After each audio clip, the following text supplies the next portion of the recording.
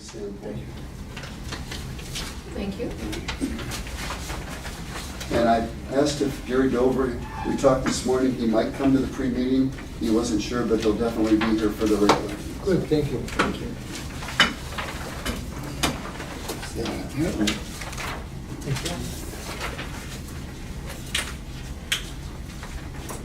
So I'm not sure if all of you got the email I sent out today. Some of you work and are travel and do different things. I've Yeah. been home but had 5 minutes and I did not look at my computer. So on your Downstairs. agenda, under development reviews, after we had a conference call late yesterday afternoon about the discussion item with Attorney Dover, I received an email from Judy Anderson from Anderson Boats requesting a postponement of this development review. They're regrouping, addressing some of our initial comments, trying to come back with a more complete plan. And the plan was acceptable previously, but they are still concerned about some of their site planning issues and how they grow the operation there on Highland Road. So, Oh, okay. I have a question while you're on Yeah, that they could use a topic. bigger area. Were they ultimately going to end up with more boat storage by doing this building? well, I guess the reasoning or rationale behind their request for an additional dry stack building was that the market's changing where more and more boaters, when they buy these expensive boats, they want indoor climate or some Right. form of controlled storage. Right. So they see the demand, and with a couple of other facilities now underway in Waterford, you probably heard about the Skipper Bud's Marina over at the old Sun and Ski. We had a groundbreaking for that about a month ago. And then Rob Davis, owner of Club Royale, has purchased the Airway Lanes property and wants to turn that into his boat sales and showroom facility. And we get calls, I want to say, at least once every couple of weeks or so through the office, and they get to me or Rob about requests, do you know of any land available for outdoor storage? Wow. And we're really running out of property that is zoned correctly for that. So, but I can see the marina, or the boat sales facilities are looking at these dry stack buildings because the market's there. They can get more rent for putting the building indoors as opposed to shrink-wrapped outdoor. And quite frankly, it looks better when it's completed indoors. We must be doing Well, I'm hoping that You found they're, us. I did, yeah. the more they build, the greater the supply, the demand is going to For you, Yeah. there's a copy of all the It's planning expensive. commissioners. Get to store your boat And indoors. I store mine indoors, it's expensive. this sheet pertains to item number, the discussion item at the end of the agenda. You're David. I am. I'm Anthony Parker. Nice to meet you. You're the Sandy. building Hi, commissioner. Sandy. Steve Reno. Steve, nice to meet you. Scott, nice to meet you. Matt Ray. Matt, nice to meet you. Dave Kramer. Another day. Nice to meet you. They walked in, I'm thinking, And we'll is have a he test. DTE guy? We'll have No, a- no. we'll I have a never put a test face with the after name.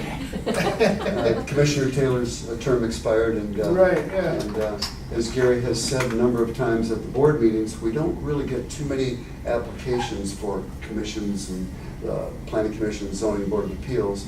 And when we do, they need to be scrutinized to a certain level. And Gary felt with Dave's resume and background that he would be a great fit for us. And we welcome him to the Thank you. new group. It's nice putting a face with a name. Yeah, Right. absolutely. Yeah, I thought it was DTE or one of the Yeah. things on the agenda. They're downstairs waiting. But then when you gave him that, I thought, okay, now I know who he is. Well, welcome. Thank you very much. Happy to be here. But unless you have any questions about the particulars, maybe we can talk about that during the regular meeting downstairs. But just wanted to have Dave come up and have sort of an informal Okay.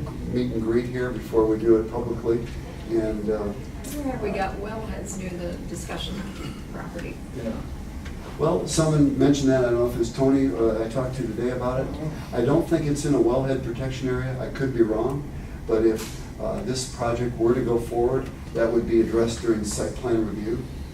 The formal site plan review of their engineered civil drawings, when they're leveling the Right. Sears building and redeveloping the site. We would look at wellhead protection standards, because we are in a groundwater system here in Waterford. We want to do And it was, everything. they did have an automotive facility within the Sears. Yes, So, but how those underground drainage systems, were they tied to a storm system, or were they tied to sanitary with grease interceptors? you know, that's what we need to go through again, Okay. through a brand new raise and rebuild of the site. So, yeah, that will be brought to your attention as we get a little bit, if the project goes forward. And this is all just a discussion today on the concept of that use.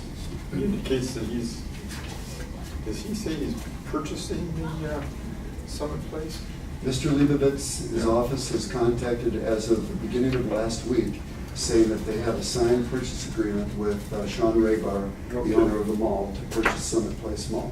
Now, that's verbally over the phone through Gary Dobry and myself and Gary Wall. We've heard that, but I haven't seen the actual terms of the agreement or any out clauses or things that might be in place in it. So I'm taking it, you know, we've had other promising Yeah, so you ventures in the really, you past. can't count on Like that. Yeah, 2006 You really or can't count on something. Yeah, that. so everybody in the Been hurt township. before. Yeah. And who's signed with Sears? Well, Mr. Leibovitz purchased it in November of 2017. 2017, yeah. Yeah, and he's since met with us on a couple of different occasions about perhaps a medical use there that might fit into the overall property and could be compatible. But and he brought this up on his own. He said, you know, in my business as a developer, and he's done quite a lot of developments around the southeastern Michigan area, he's finding that retail, as we've known it, traditional retail is sort of fading away, and we're changing our shopping habits and as such. So, and as maybe as in keeping with Mr. Raybar, the mall owner's difficulty in selling the mall, maybe he hasn't had anybody that wanted it for a retail type use. Not that the building could be salvaged at this point. I think it needs to, we need to go forward with the dangerous building hearing process and get that building condemned and out of there. Well, off it's the landscape. condemned already, isn't it? Yeah, but get it finalized and get it removed from the landscape by now. So, When I looked at this, I kept seeing, this is not compatible with C4, moving in DTE. We're looking at a lot of exceptions, I guess, and short of redesigning a new site plan for DTE tonight, wouldn't it be beneficial just to have them listen to what we have to say about the site, certainly.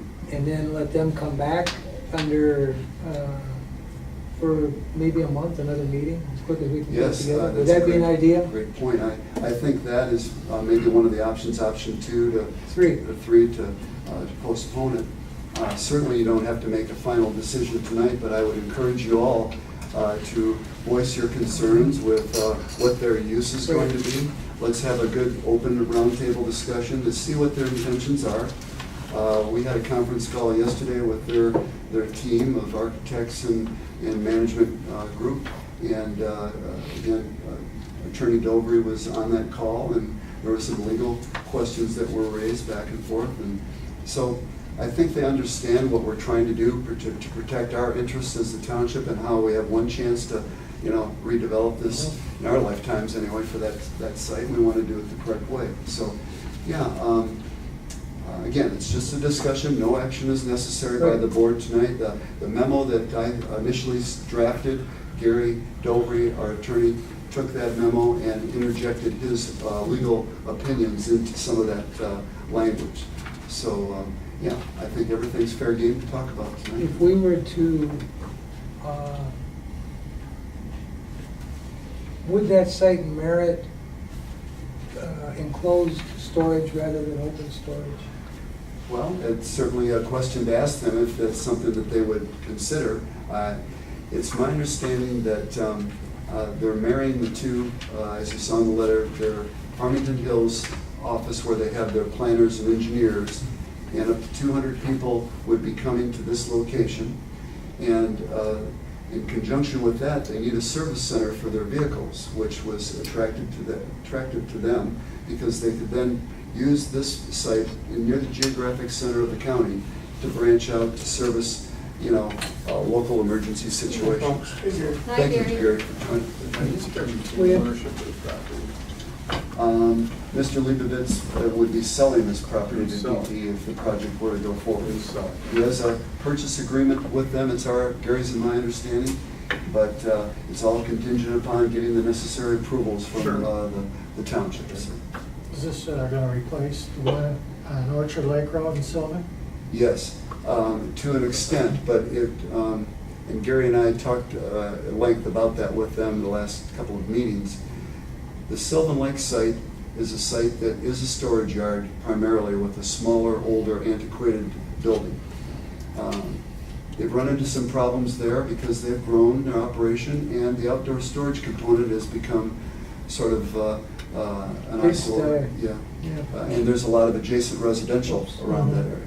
So they're aware of that concern, and they know they need maybe a larger, bigger facility to accommodate their operations. But they've said to us, I think I said it in the memo, or Gary and I stated it in the memo, that through our discussions with DTE, they have other yards in Warren and in southeastern Michigan where, in case of an emergency situation today, or if they get a new facility developed, they would bring earthen materials, sand, gravel, topsoil, whatever, telephone poles, some of their more intensive outdoor storage needs or components to the emergency situation. And this would be primarily used for newer transformers, newer reels of cable, transformers on pallets, and I don't know how high they'd be stacked. That's something that when you talk about height limit and enclosed storage, we can investigate or discuss. Those types of things need to be explored. What's the scope and the scale and the intensity of the outdoor storage component? That's our chief concern as planners and lawyers here as we review this type of a proposal. So, I don't think we really have much to go on with what they gave us as far as what they intend on doing. well, when we said timeout initially, it was based on what you described, Steve, the outdoor storage. Typically, and maybe Gary can add a little bit to how we've determined that through a legal review of the ordinance. But, you've got other commercial establishments that surround the mall that have various needs of outdoor storage, whether it's a boat sales operation that's taking over Sam's Club now. Lunghammer Chevrolet has outdoor display of cars and inventory. And other types of commercial uses, commercial storage establishments that are allowed as permitted uses in the C4 district would have an adjunct or an amenity like that they would desire, similar to U-Haul. That property is zoned C4 at Highland Road and Cass Lake Road. It's the very same Larry, zone. you're talking to the type of storage, you're talking about those boats compared to transformers, sports, layer, Yes. stuff like that. I think would DTE, couldn't they build like a warehouse, a building to store stuff like that? That's a good question to have, and I don't have the answers to all those Okay. particulars I'm right just throwing now. that out there, but like a little mini warehouse just to hide all that stuff and keep yourself contained. Right. Plus, I would think they would want to just for security's sake.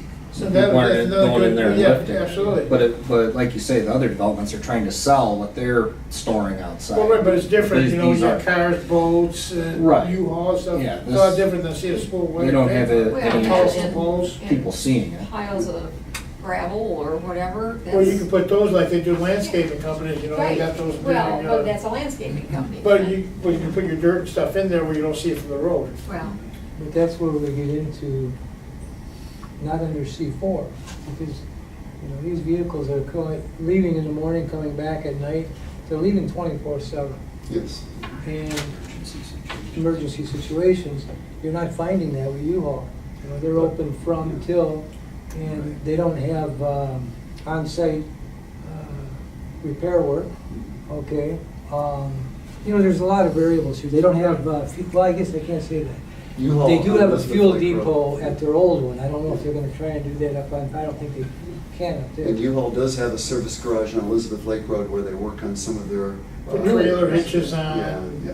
Well, yeah, trailer hitches and stuff, but It's a they smaller don't, scale, they don't pull right. engines, they don't Yeah, pull maybe I'm cabs. comparing apples to oranges here, but, it's, And what is the degree that DTE is gonna do? Are they gonna be rebuilding engines in this facility? Well, Or just changing tires, oil? I appreciate it came in late, so I'm repeating things Laurie said, but, Steve mentioned you don't have a lot before you. You've got a concept plan. Yeah. And this was something Larry and I talked about, is how can they bring this forward without having to go through full-blown site planning? And the concept was, the section of the ordinance says a proposed use of land. Well, how do you propose use of land? So we had them pay a change of use fee, and that gets it before you, okay? And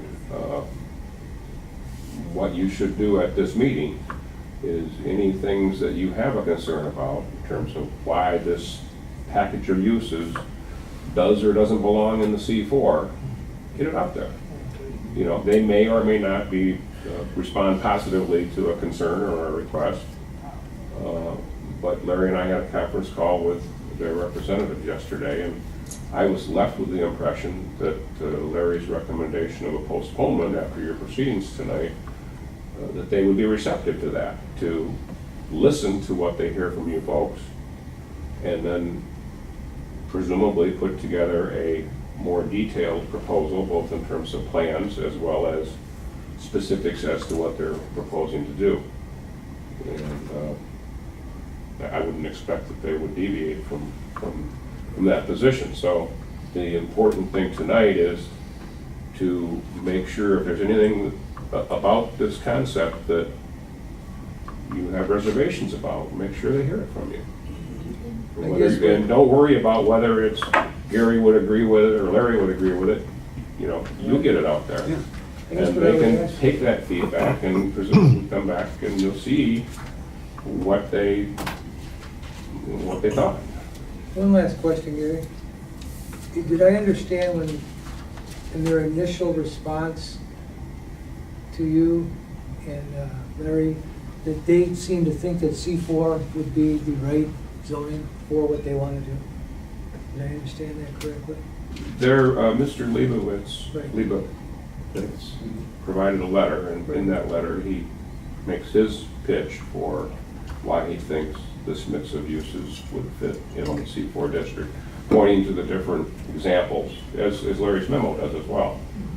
And, you know, I worked with him on that, and it's the outdoor storage component that's really hard to pin down because we have a whole separate set of public utility definitions. Yes. And I'm not sure that what they're doing is commercial. You know, buying and selling commodities. I mean, using the ordinance definitions, and Larry can't ignore them. Right. But, so, you know, they called it a flagship facility. Drawing, I can't do fancy drawings like that, but they're pretty nice looking drawings. I mean, they could be improved upon, you know. So, it might look good there, I don't know. We had better from restaurants, actually, who might have said. Like you were saying earlier, Steve, what attracted them to this site initially was the fact that they're aware of their 24-hour operation from an Right. emergency call standpoint. But in Sylvan Lake, there are abutting residential land uses. Here, it's all commercial, and there's no residential in close proximity. And Unless there would be if the rest of the mall is sold, and some of that could be residential. well, that would take a plan approval use process Correct. with a number of uses that would come back. We before talked you. about that, or, you know, Did we much run before. into problems over on Tubbs Road when we relocated the, was it the water and sewer yard? Or the DPW. Didn't we run into problems with the noise that they generated, like 2 football fields are further away, that the residents were unhappy with? Well, there, initially, when the DPW proposed that storage yard over there in the airport clear zone, just before the clear zone starts,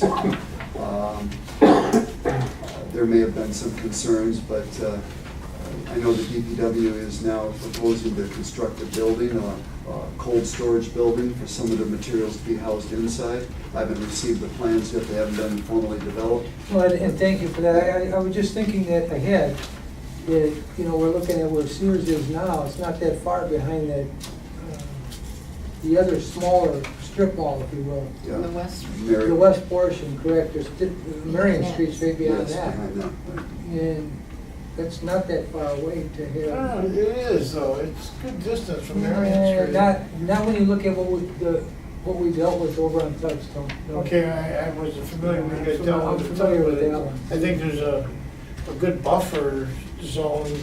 You gotta remember, if you take, if you demolish the rest of what's there, it's gonna be hard surface and it's gonna. But I don't be think the boundary. residential street, that Marion goes all the way back, I think it almost ends right around Whitehammer, doesn't it? No, it Because goes, we got a it goes park- all the way back to a water lift station, way It- back. Okay. It goes back behind the Sam's Club, further Marion to the Street, north. okay. And then the Marion the Street Five does? Ponds, remember the Five Ponds multiple Yeah. project that was proposed for housing just south of their existing apartments? But I did let Dr. Cadre and David Tisdale know that own Summit North and Summit West. But they initially contacted me and wanted to know what township was doing with this DT proposal, because they'd heard it either through Mr. Raybar or through other discussions with the sale of the property, and a realtors talk and things happen or get out. But they're aware of today's meeting, and they said, well, we'll let you report back to us. They're not showing any interest to come to today's meeting. So, That's cool. Well, Conway's not gonna be here. He tried to get a hold of me about 1:30. I told him, I gotta go for plan commission meeting. Okay, Anthony, I see you next week, call me next week. So I just assumed they wasn't gonna be here tonight. Did you want us to leave the, is this one postponed, the Anderson? yeah, the Anderson one is Just postponed. If leave you it. want to leave it here on the table, I'll clean up that afterwards. Well, and you can get it back to us when it is on the Yeah, thank you. agenda. And that'll be a revised plan submittal coming back. But just one other suggestion is that throughout this whole process up to this point of discussion on this concept, they've been, DTE that is, and Mr. Leibovitz have been very receptive to wanting to work with the township to see if this could be a possibility. So we'll see how it goes, and please raise all your points and concerns, see how they take those suggestions, and they're willing to come back and. I really think, Larry, that this could be the jumpstart for the mall development. We really, if we have to sharpen our pencils and get real creative, we need to do something to be able to. Well, it's certainly, being right next door, obviously what happens there could have an impact on what happens on the Thank South you. Place site. Yeah, thank you. Is there a property line accurate on this? Where the mall abuts their Sears property, or? Yes. actually on Mall Drive? It shows it's on. I don't believe they own Mall Drive, No, but, that's, yeah. Well, I'll have I can bring up an aerial photograph if you'd like to. If you remember when we had a problem with Sears the last time, they don't own Mall Drive. Right, yeah. No. That's an easement controlled by the Ramco Gershenson, or the Sears mall, or the current mall owners, Mr. Raybar. But yeah, again, I think the architects were using this as just a chance to present a concept for discussion. Again, it's not a formal submittal. Like Gary said, they paid a minor change of use fee to come in and be presenting before you. So well, it's probably time to shuffle this. I gotta make a couple shortcuts on the computer downstairs so that I'll give you time to do it. Oh, he only called me one more time, that was.